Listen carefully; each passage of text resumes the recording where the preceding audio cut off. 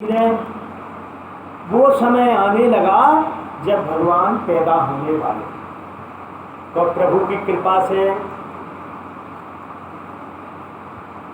क्या हुआ, भादों का महीना आ गया, कृष्ण पक्ष अष्टमी तिथि आने वाली है। अब सब समझ गए, सब भगवान की, जब भगवान पैदा होने वाले हैं तो सारी प्रकृति भगवान की सेवा में लग गई। जैसे रविवार कोई खास वीआईपी आता है ना, तो सबकी छुट्टी रद्द हो जाती है। वैसे कहते हैं रविवार को छुट्टी है, बैंक बंद होगा, लेकिन बैंक जरूर खुल जाएगा, सब लोग छुट्टी वाले ड्यूटी पे होंगे, सारे ऑफिस खुले होंगे। तो ऐसे देखा जाए भादों का महीना अंधेरा होता है कृष्ण पक्ष में, लेकिन पूर्णिमा जैसी चांदनी खिली है। कमल दिन में खिलना चाहिए सरोवर में, लेकिन कमल रात में खिल गए। आहा, प्रभु आ रहे हैं। और क्या क्या होने लगा, अंधेरे की जगह उजाला है, कमल खिल रहे हैं, बादल छाए हुए हैं, महीन महीन बरसात कर रहे हैं। नदियों का जल निर्मल है, जबकि भादों के महीने में नदियों का जल गंदा होना चाहिए, लेकिन एकदम निर्मल जल है। प्रकृति में कीचड़ होना चाहिए, साफ स्वच्छ प्रकृति हो गई भगवान के, उसमें सब प्रकृति का विपरीत हो गया, जो उस समय नहीं भी होना चाहिए, लेकिन प्रभु के इसके आगमन के कारण एकदम साफ व्यवस्थित। अब रात्रि का समय, अर्धरात्रि में, अब अर्धरात्रि में जब भगवान आते हैं तो भगवान की योग माया से कंस के प्रेमी, कंस की पार्टी वाले सब सो जाते, सारे पहरेदार सो गए, पहरेदार सो गए, माता देवकी की हथकड़ियाँ खुल गई और देखते हैं कि भगवान एक अचानक प्रकाश पुंज। अब यहीं से हमको कथा देखना है, यहाँ से कथा सुनने वाली की जगह देखने वाली कथा शुरू हो जाए। और जब हम कथा को देखेंगे तो फिर आनंद आएगा सुनने। तो हम विचार करें तो देवकी का एक कक्ष है, कक्ष में कंस ने चारों तरफ से बंद कर रखा है, तो भैया क्या उजाला होगा, अंधेरा सा। लेकिन अचानक उस कक्ष में एक प्रकाश पुंज पैदा होता है और एकदम प्रकाशित हो जाता है पूरा भवन। और उस प्रकाश में चतुर्भुजधारी शंख चक्र गदा पद्मधारी भगवान नंदे नारायण के रूप में प्रकट हो जाते हैं। माता देखती है तो एकदम हाथ जोड़ लेते हैं, बस देव लोग प्रार्थना करने लगते हैं कि हे प्रभु, आप तो लीलामय हैं, आप तो शक्ति का अनंत पारावर नहीं है, लेकिन ये क्या है। तो वही जैसे यशोदा माँ को कह कथा सुनाई मात बुझाई, माता को सारी कथा सुनाने लगते हैं कि देखो मैया, आपने वरदान मांगा था मुझसे, ऐसा ऐसा हुआ था, इसलिए अब मैं आपका पुत्र बन के आ गया हूँ। तो देवकी मैया ने हाथ जोड़ लिए कि प्रभु, ऐसे पुत्र, किस माता की हिम्मत होगी जो ऐसे पुत्र को गोद में खिलाएगी। अरे आप तो संत पूरे 16 साल के लग रहे हैं, शंख चक्र गदा पद्म लाठी डंडा लेके पुत्र पैदा होता है क्या। और अब मैं जान रही हूँ आप परमात्मा हैं। अरे सारी सृष्टि तो आपकी गोद में है, आपके ब्रह्मांड आपके हृदय में विराज, रोम रोम में ब्रह्मांड लगा है। मैं कैसे सोच सकती हूँ कि आप मेरे पुत्र हैं, मैंने आपको पैदा किया। तो पहले वैसे कहने लगे नहीं मैया, ऐसा है कि देखो पुत्र बनना हमको माता ने राम अवतार में सिखा दिया था कि पुत्र कैसे बनते हैं, लेकिन यहाँ तो परिस्थिति अलग थी ना। अलग परिस्थिति क्या थी भैया, यहाँ कंस के लोग थे, लाठी डंडे लेके दौड़ाते, तो मुझे सब तैयारी से आना पड़ा, कहीं अजाए मामा जी तो मैं पुत्र बन जाऊंगा। सारी बात आपको समझाना है कि आप मुझे लेकर के, मैं जैसे पुत्र बनता हूँ, नंद बाबा के यहाँ गोकुल में पहुँचा दो। वहाँ पर एक कन्या है, उस कन्या को ले आना बस वसुदेव देवकी कहते हैं कि भैया हम कैसे ले जाए, कहले बस आप विचार करो। तो जैसे ही भगवान का विचार किया तो प्रभु की कृपा से वसुदेव की बेड़िया खोल गई। हाथ बढ़ाया, एक पात्र मिल गया जिसमें भगवान को रखा, और रख के जैसे ही भगवान को सिर पर रखा तो बेड़ियां खुल गई। एक कदम बढ़ाया कि ताले और दरवाजे खुल गए। तो जैसे जैसे वसुदेव चले हैं वैसे वैसे रास्ता साफ। अब तात्पर्य ये है कि जब हम भगवान का आश्रय ले लेते हैं, भगवान को सिर पर बिठाते हैं, क्या होता है, रास्ता अपने आप बनने लगती है। हमारी मार्ग की जो बाधाएं हैं, जो ताले हैं, जो बेड़ियां हैं, जो दरवाजे हैं, अपने आप खुलने लगते हैं। सिर्फ हमको भगवान को सिर पर धारण करना है, भगवान को अपनाना है। अब जैसे जैसे बाहर निकले तो देखते हैं वो धीमी धीमी बरसात बरस रही है। सारी सृष्टि भगवान को सेवा के लिए तैयार है। बादल गरज रहे हैं लेकिन आवाज उतनी हल्की दूसरे को सुनाई ना दे, बस अपनी सेवा लग जाए भगवान। तो अनंत ने सोचा कि भगवान अभी छोटे बालक के रूप में हैं और भीग जाए, तो अनंत भगवान ने अपना फन कर लिया, शेषनाग ने उनको छाता बना लिया। छाया अपने फन की छाँव करके पीछे पीछे चलने लगे और टोकरी में भगवान को रख कर वसुदेव आगे बढ़े। अब रास्ता तय हुआ, आ गई यमुना मैया।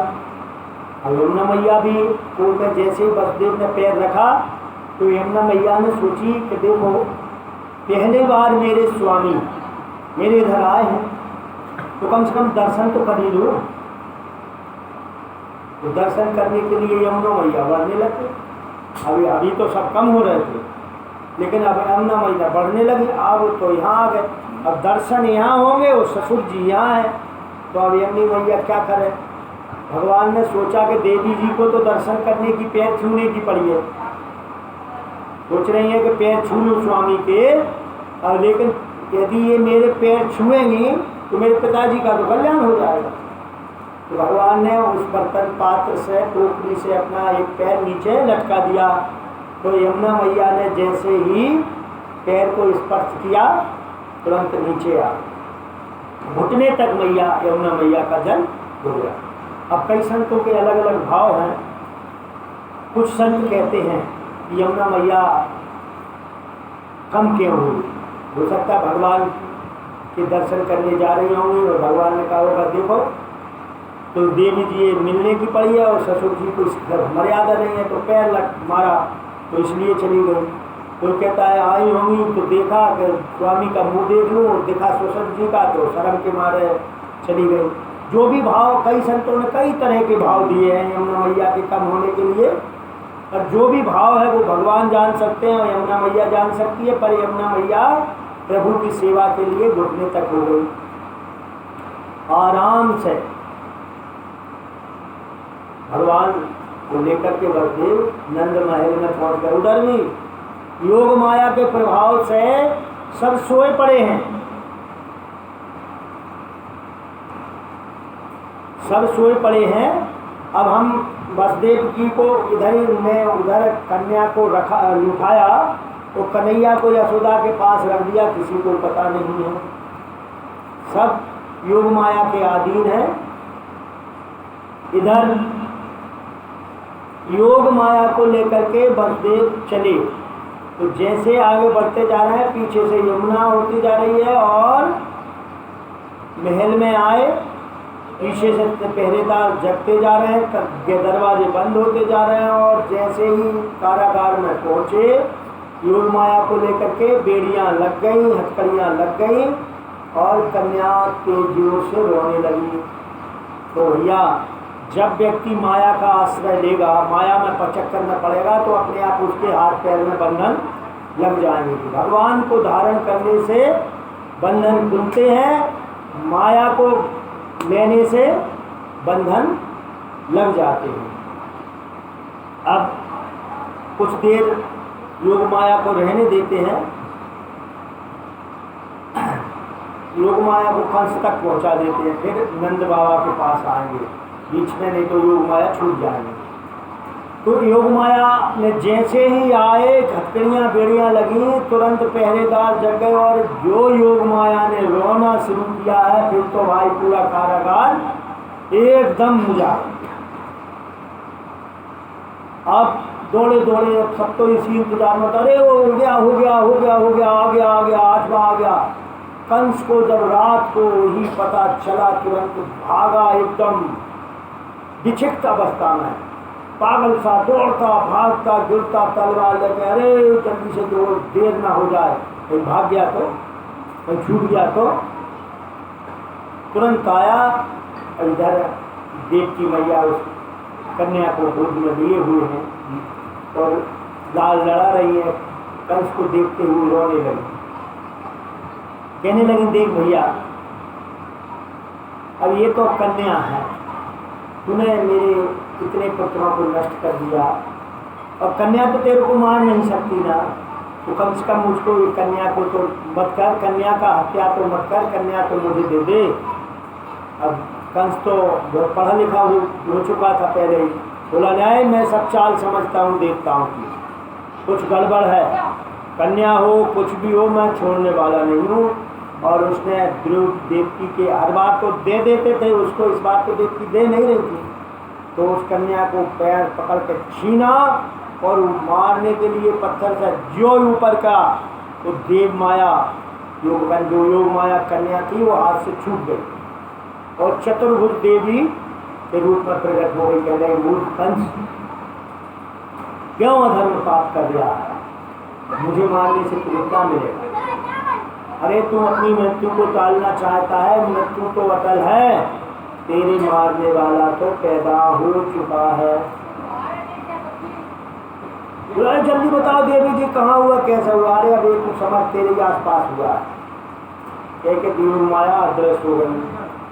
अब तो कृष्ण कंस बड़ा सोचने लगा, अरे पूरी मेहनत फालतू हो गई, देवकी मैया को हाथ जोड़े, बहन बड़ी गलती हो गई, आज पहली बार पता चला है कि आकाशवाणी भी झूठ बोलती, मुझे क्या पता कि आकाशवाणी झूठ बोलेगी।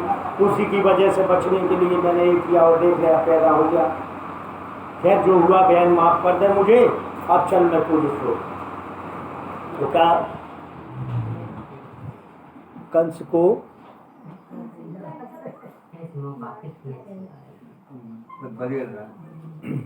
को ने देवकी वसुदेव को कारागार से मुक्त कर दिया, हाथ पैर जोड़े, जो भी किया, क्षमा मांगी। अब वो कहने लगा, लेकिन अंदर ही अंदर तो वो तैयार है।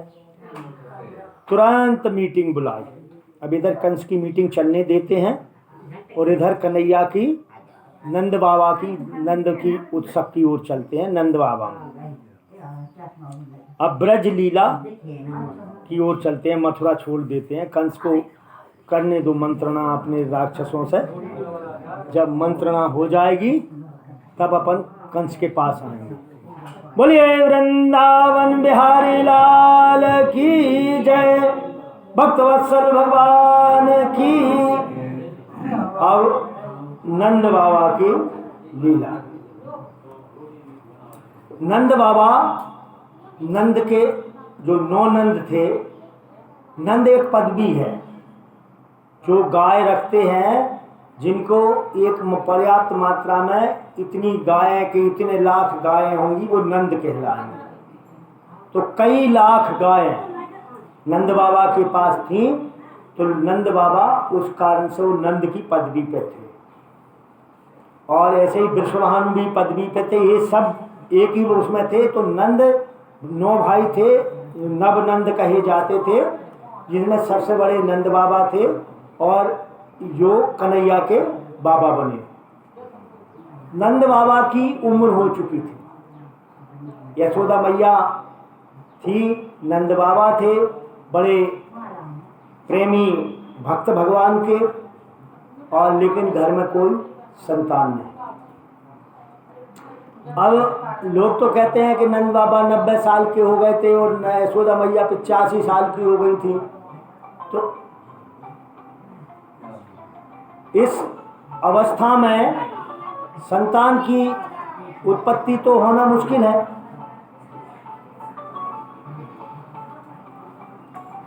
लेकिन नंद बाबा को कोई ऐसा कष्ट नहीं है कि मेरे संतान है। नंद बाबा सोचते हैं कि जैसी प्रभु की इच्छा, प्रभु की इच्छा को मान करके नंद बाबा अपने लगे हुए हैं। और एक दिन की बात है, चतुर्मास का समय आया, चतुर्मास का। तो गोकुल में बड़े सिद्ध तपस्वी ऋषि मुनियों की मंडली आई। जब ऋषि मुनियों की मंडली नंद बाबा के पास आ गई, नंद बाबा ने बड़ा सत्कार किया, बढ़िया मालपुआ, तस्मई और विभिन्न प्रकार के मिष्ठान पकवान भगवान नंद बाबा ने ब्राह्मणों की जो मंडली आई थी, साधुओं की, संतों की, उसकी सेवा की। नंद बाबा तो सेवा सत्कार करते ही रहते थे, इस बार कुछ विशेष सेवा हुई। तो जैसे ही नंद बाबा ने उनको खिलाया पिलाया, खा पी के साधु संत तो आनंद, और संतों का पेट भर जाए, उन्हें क्या चाहिए, एकदम खुश होकर बोले, अरे नंद बाबा दूधो नहाओ पूतो फलो, तेरे बेटा बेटी खुश रहें। अब नंद बाबा बोले, महाराज आशीर्वाद तो तुमने चोखो दो है, अब परंतु बेटा बेटी खुश तो रहे, पहले बेटा बेटी होए तो सही। नंद महाराज बोले, अरे नंद तुमने बच्चा ही नहीं, बेटा नहीं है। कहने महाराज लाला नहीं है। अरे जो तो गड़बड़ होगी, अब आशीर्वाद दो है तब तो कुछ तो आशीर्वाद तो सही होना चाहिए। कहने अच्छा कोई बात नहीं है, नहीं है लाला तो अब हम झई जम गए तुम्हारे ही घर, और जब तक लाला ना होएगो तब तक हम झई जमे रहेंगे। तुम तो बढ़िया से मालपुआ खिचन दो और हम करते हैं भजन, और देखे कैसे लाला नहीं हुए। नंद बाबा ने हाथ जोड़े के, महाराज कोई भी दूध की कमी नहीं है, तुम तो रोज की तस्मई और मालपुआ लो और बस भजन करो और होन दो आनंद।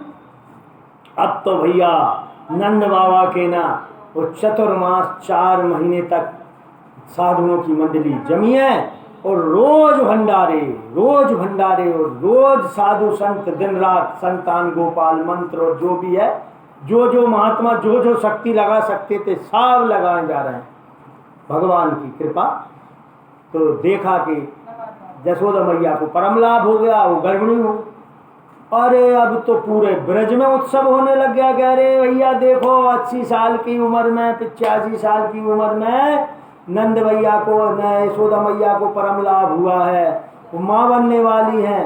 अब तो पूरे ब्रज के राजा सब जगह घर घर तैयारी होने लगी कि जिस लोग जो गोपियाँ थी 84 कोच के गहन लहंगा सिलवाने लगी, अच्छे जो ग्वाले थे वो बगलबंदी बनवाने लगे। जिस दिन नंद रानी का छोरा होगा नंद बाबा का लाला, भाई दिन जावाली बगलबंदी पहनूंगी, जावाली चोली पहनूंगी, जावाला लहंगा पहनूंगी और बधाई लेके जाऊंगी।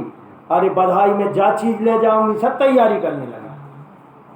और एक दिन एक क्षण युगों जैसा, वर्षों जैसा बीत रहा है, कब वो क्षण आए।